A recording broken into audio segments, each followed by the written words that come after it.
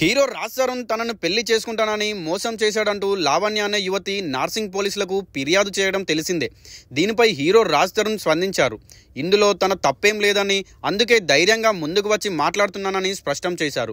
గత రాత్రి తన తల్లి తలకు నూనె పెట్టిందని, ఉదయం నిద్ర లేవగానే ఈ విషయం తెలిసిందని, దాంతో స్నానం కూడా చేయకుండానే వివరణ ఇస్తున్నానని తెలిపారు.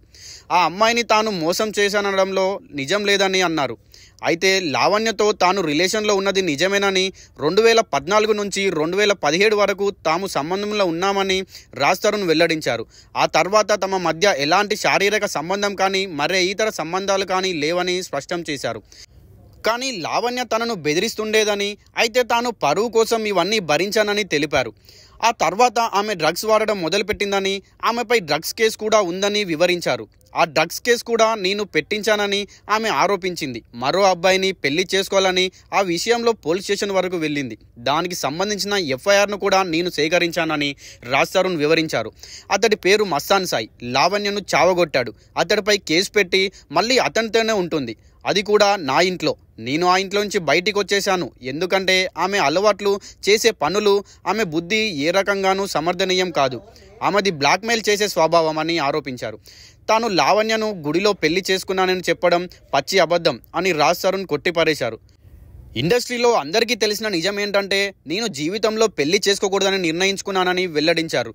ఒకవేళ భవిష్యత్తులో పెళ్లి చేసుకోవచ్చేమో కానీ ఇప్పటి వరకైతే పెళ్లి ఆలోచన లేదని స్పష్టం చేశారు. ఓసారి తాను పుట్టినరోజును ఇంటి పట్టునే ఉండి సెలబ్రేట్ చేసుకుందాం అనుకుంటే లావణ్య తదితరుల గోల భరించలేక వాళ్లను తానే గోవా తీసుకెళ్లాల్సి వచ్చిందని రాజ్ తరుణ్ వాపోయారు. అక్కడ వాళ్ళందరూ డ్రగ్స్ తీసుకున్నారని, తాను మాత్రం డ్రగ్స్ జోలికే వెళ్ళలేదని స్పష్టం చేశారు. నాకు డ్రగ్స్ అలవాటు లేదన్న విషయం కాలరెగరేసి మరీ చెప్తానన్నారు. తాను మొదట్లో షార్ట్ ఫిలిం కోసం హైదరాబాద్ వచ్చినప్పుడు లావణ్య తనకు పరిచయమైందని, అప్పట్లో తనకు చాలా సహాయం చేసిందని రాజ్ తరుణ్ చెప్పారు.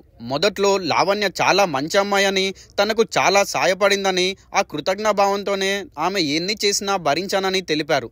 క్రమంగా ఆమెకు చెత్త స్నేహితులు ఏర్పడ్డారని, అప్పుడే ఆమె నుంచి విడిపోదామని భావించానని, కానీ ఆమె ప్రతిదానికి మీడియా ఎదుటకు వెళ్తాను, కంప్లైంట్ ఇస్తాను అని బెదిరించేదని వివరించారు. కొత్త హీరోయిన్ మాల్వి మల్హోత్రాకు తనకు లింక్ పెడుతూ లావణ్య చేసిన ఆరోపణలపై రాజ్ తరుణ్ బదులిచ్చారు. మాల్వి మల్హోత్రాకు తనకు చాలా మంచి ఫ్రెండ్ అని వెల్లడించారు. లావణ్య ఎన్ని అబద్ధాలైనా చెబుతుందని, ఆమె ఏమైనా చెబుతుందని మండిపడ్డారు. మాల్వి మల్హోత్రా సినిమా షూటింగ్లకు హైదరాబాద్ వస్తే ఆమెకు నేనెందుకు ఆశ్రయం కల్పిస్తాను అని రాజ్ తరుణ్ ప్రశ్నించారు. లావణ్యకు తన డబ్బు కావాలని, తాను అక్కర్లేదని, అందుకే ఇలాంటి బెదిరింపులకు పాల్పడుతుందని పేర్కొన్నారు రాజ్ తరుణ్.